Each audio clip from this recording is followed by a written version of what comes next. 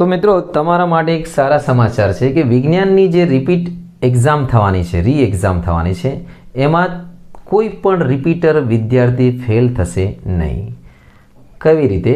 તો આ વિડીયો તમે પૂરો જોશો અને તમને ખ્યાલ આવશે કે કેમ ફેલ નહીં થશે.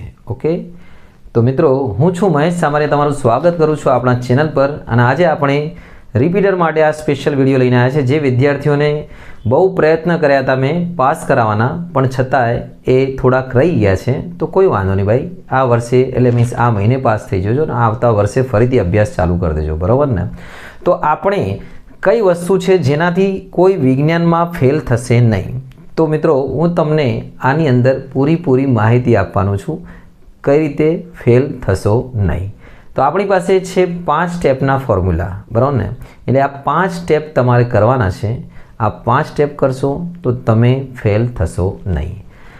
તો લેટ્સ બિગિન. શરૂ કરીએ આપણે કયા કયા સ્ટેપ છે જે તમારે આને પાલન કરવાના છે. કેમ કે જો તમે પહેલાં જ ભણી લીધું હોત તો ના થાત ફેલ, બરાબર ને? પણ થોડું કદાચ રહી ગયું હશે, કોઈ બીજી તકલીફ થઈ ગઈ હશે, અને તમે જોયું હશે આજુબાજુ ઘણા બધા વિદ્યાર્થીઓ તમારા કરતાં નબળા હતા તો બી પાસ થઈ ગયા, તમે ફેલ થઈ ગયા છે. તો આપણે સમજીશું ટ્રીક શું છે. તો મિત્રો 5 સ્ટેપમાંથી હું તમને જે ચેપ્ટર કહીશ તમારે ફક્ત એટલા જ કરવાના છે, અને એના બી એ જ પ્રશ્નો કરવાના છે જે હું તમને કહું. પછી તમારે જે કરવું હોય કરજો, પણ પહેલાં આટલું કરી રાખજો, અને આટલું થઈ જાય ને પછી બીજું ના થાય તો બી ચાલશે, બરાબર ને?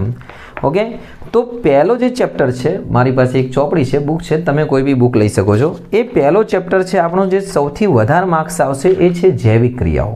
હવે જૈવિક ક્રિયાઓમાં કયા કયા પ્રશ્નો જે તમારે બહુ કામના છે મિત્રો? તો સૌથી પહેલાં હું તમને સ્ટાર્ટિંગથી કરી દઈએ કે ભાઈ કયા કયા પ્રશ્નો કામના છે. એક તો પ્રકાશ સંશ્લેષણની ક્રિયાનું સમીકરણ તમે શોધી નાખજો. ઓકે, હું તમને કહેતો જાઉં છું. બીજું મારા તરફથી લઈ લઈએ, પેલું અચારક શ્વસન અને જારક શ્વસન, આ બે. પછી અમીબામાં ખોરાક ગ્રહણ પદ્ધતિ, મનુષ્યનું પાચન તંત્ર. ઓકે, પછી આગળ વધીએ તો મોટા પ્રશ્નોમાં બીજું લઈ લઈએ આપણે, અજારક જારક આવી ગયું છે. ઓકે, મનુષ્યનું શ્વસન તંત્રની માહિતી, અંગોની, મનુષ્યનું હૃદય અને હૃદયની વડે થતું રુધિરનું વહન. અને બીજું એક પ્રશ્ન લઈ લો આપણે, હા, મનુષ્યનું ઉત્સર્જન તંત્ર, લસિકા એટલે શું તેની અગત્ય જણાવો. આ પ્રશ્નો તમારે બધા કરવાના છે. બીજું આગળ વાત કરીએ, લખેલું બી મળી જશે. મનુષ્યનું ઉત્સર્જન તંત્ર આવી ગયું છે, અને આની આકૃતિ આવી ગઈ છે ઉત્સર્જન તંત્રની. અને લાસ્ટમાં જે છે પ્રશ્નોમાં વનસ્પતિમાં ઉત્સર્જન. બસ આટલા પ્રશ્નો તમારે કરવાના છે મિત્રો. આ થઈ ગયું step number 1. Now let's begin step number 2.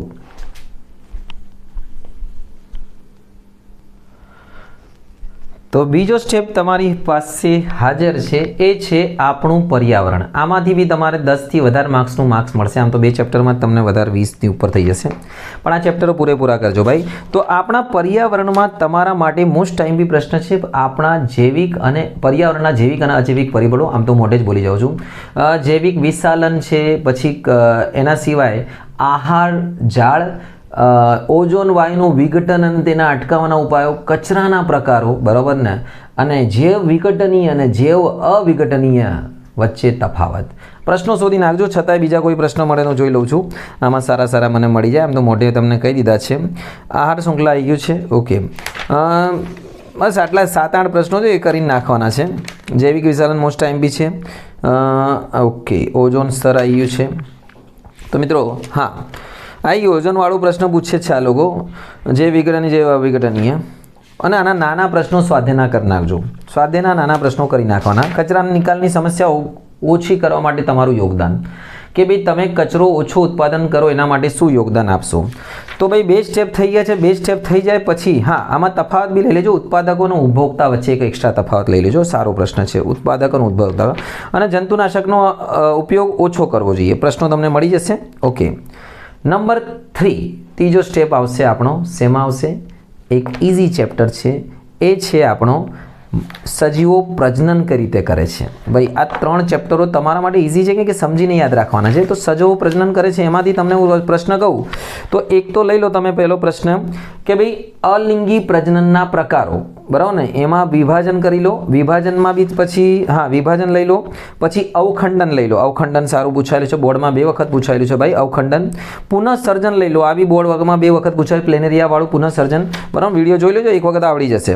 પછી કલિકા સર્જન, ભાઈ આ 5 વખત પૂછાયેલું છે બોર્ડમાં, કલિકા સર્જન. પછી પર્ણફૂટીમાં વનસ્પતિક પ્રજનન, પુષ્પની આયામછેદની આકૃતિ, આ બી બહુ વખત પૂછાયેલી છે મિત્રો. પછી એના પછી તફાવતમાં જવા દો, તફાવતમાં નહીં. પછી બીજો પ્રશ્ન છે તરુણાવસ્થામાં છોકરીઓમાં થતા ફેરફાર, તરુણાવસ્થામાં છોકરાઓમાં થતા ફેરફાર, બહુ વખત પૂછાયેલું છે ભાઈ. અને એના પછી છે પુરુષ પ્રજનન તંત્ર આકૃતિ સાથે, સ્ત્રી પ્રજનન તંત્ર આકૃતિ સાથે. ઓકે. અને એના સિવાય આપણા દેશમાં ભ્રૂણનું લિંગ પરીક્ષણ ગેરકાયદેસર છે, આ બી વાંચી લેજો, ઇઝી છે ટોપિક. અને ગર્ભ નિરોધનની વિવિધ પદ્ધતિ જણાવો, ગર્ભ નિરોધન અટકાવવા માટેની, અને વસ્તી નિયંત્રણની વિવિધ પદ્ધતિ જણાવો. 4 માર્ક્સમાં પૂછી લેશે. ઓકે. તો આ થઈ ગયું છે તમારો ચેપ્ટર નંબર 7, સજીવો પ્રજનન કેવી રીતે કરે છે. 7 કે 8? 7 જ છે ને? 7. ઓકે. અને હવે ચોથા સ્ટેપ પર આવી જઈએ આપણે. ચોથો સ્ટેપ શું હશે મિત્રો? આ ચોથો જે સ્ટેપ છે એ છે કેમિસ્ટ્રીનો ચેપ્ટર નંબર 2, એસિડ, બેઝ અને ક્ષાર, સોલ્ટ.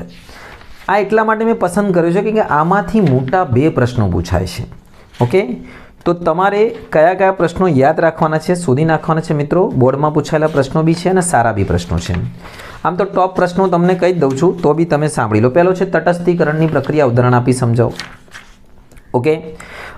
બીજું લઈ લો ભાઈ આપણો મેં IMP પ્રશ્ન છે. નાના નાના પ્રશ્નો તો બહુ બધા છે. પછી એક દૂધવાળો ખૂબ જ અલ્પ પ્રમાણમાં દૂધમાં બેકિંગ સોડા ઉમેરે છે, સ્વાધ્યાયનો પ્રશ્ન છે. આપણા પાચન તંત્રમાં pHનું મહત્વ, દાંતમાં pHનું મહત્વ, જમીનમાં pHનું મહત્વ. પછી આ pHનું મહત્વવાળું એક આખું ટોપિક જ છે, પેજ એ કરી નાખજો. ઓકે. આગળ વાત કરીએ ક્લોર આલ્કલી પદ્ધતિ. એમાં તમે સોડિયમ હાઇડ્રોક્સાઇડ એટલે પેલા કોસ્ટિક સોડાનો ઉપયોગ લઈ લો, હાઇડ્રોજનનો ઉપયોગ લઈ લો અને ક્લોરીનનો ઉપયોગ લઈ લો. ધોવાના સોડાના, ખાવાના સોડાના ઉપયોગો અને એની બનાવટ આટલું કરી લેજો. બ્લીચિંગ પાવડરની બનાવટ અને ઉપયોગો, બ્લીચિંગ પાવડર, કેલ્શિયમ ઓક્સીક્લોરાઇડ બનાવટ અને ઉપયોગો, અને પ્લાસ્ટર ઓફ પેરિસની બનાવટ અને ઉપયોગો. ઓકે. આટલું પહેલાં તમારે કરી લેવાનું છે, છતાંય બીજા કોઈ. અને યાદ રાખજો ખાવાના સોડાના ઉપયોગો ખાસ કરજો, બરાબર ને. વોશિંગ સોડા તો આવી જશે, ખાવાના સોડાનો ઉપયોગો ખાસ કરજો. અને એના સિવાય કોઈ બીજા પ્રશ્ન મળી જાય. આટલું થઈ ગયું છે તમારું સ્ટેપ નંબર 4. અને સ્ટેપ નંબર 5માં આપણે લઈશું 2 ચેપ્ટરો. એ છે આપણા છેલ્લા જે ચેપ્ટરો છે એમાં છે એક ચેપ્ટર આપણો વિદ્યુત લઈ લઈશું અને એક ચેપ્ટર લઈ લઈશું આપણે માનવ રંગબેરંગી દુનિયા. હું તમને મોઢે જ એના પ્રશ્નો કહી દઈશ. માનવ રંગબેરંગી દુનિયાથી સ્ટાર્ટ કરીએ તો એક માનવ આંખ કરી લેવાનું, લઘુ દ્રષ્ટિ અને ગુરુ દ્રષ્ટિની ખામી કરી લેવાની ભાઈ. લઘુ દ્રષ્ટિ અને ગુરુ દ્રષ્ટિ ખામી અને તેને નિવારવાના ઉપાયો. પછી મેઘધનુષની રચના, બરાબર ને, આ બહુ સારા પ્રશ્નો છે. લઘુ દ્રષ્ટિ, ગુરુ દ્રષ્ટિ આવી ગયો, મેઘધનુષની રચના આવી ગયો છે. એના પછી પ્રિઝમ વડે થતું શ્વેત પ્રકાશનું વિભાજનનો પ્રયોગ. પછી વાતાવરણીય વક્રીભવનમાં તારાઓ કેમ ટમટમે છે એ. પછી વહેલો સૂર્યોદય અને મોડો સૂર્યાસ્ત એ કેમ થાય છે સમજાવી દો. ટિન્ડલ અસરના ઉદાહરણ આપી સમજાવો. નજીક બિંદુ અને દૂર બિંદુ. આટલા પ્રશ્નો કરવાના છે. અને છેલ્લે 11માં વિદ્યુત પર આવી જાઓ તમે.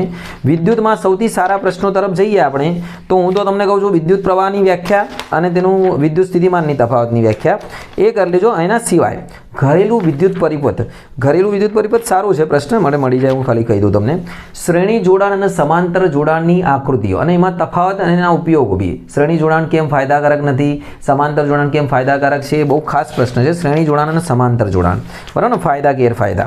ઓકે. દાખલાઓ તો આપણે અડવાના નથી કે દાખલાઓ આવડતા હોત તો આપણે આટલા ફેલ જ ના થયા હોત, બરાબર ને. તો દાખલાની કોઈ જરૂરત નથી આપણે. વિદ્યુત પ્રવાહની તાપી અસર એક સારો પ્રશ્ન છે જે બી પૂછાય છે.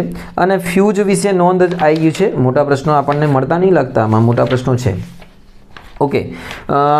તમને આટલું કહી દીધું છે. ઘરેલું વિદ્યુત પરિપથ કદાચ 12મા ચેપ્ટરમાં હોઈ શકે છે મારા ખ્યાલથી. અને એમાં 12મા ચેપ્ટરમાંથી જો કરવું હોય તો સોલેનોઇડ બી કરી નાખજો, સારો પ્રશ્ન છે. ઓકે. તો આટલા પ્રશ્નો કરી લેશો તો તમે આરામથી પાસ થઈ જશો. અને હજી નાના પ્રશ્નો તમને હું 21 માર્ક્સના કરાવી દઈશ. તમે કોમેન્ટ બોક્સમાં જરૂર જણાવજો કે ભાઈ આ નાના પ્રશ્નો કરાવો, કે એ પ્રશ્નો કરાવી દઈશ. 21માંથી તમારા 10 બી આવી ગયા ને તો ભાઈ બહુ કામ થઈ જશે. તો તૈયારી કરો અને આવતા વર્ષને બચાવી લો ભાઈ, થોડીક મહેનત કરીને. શુભ.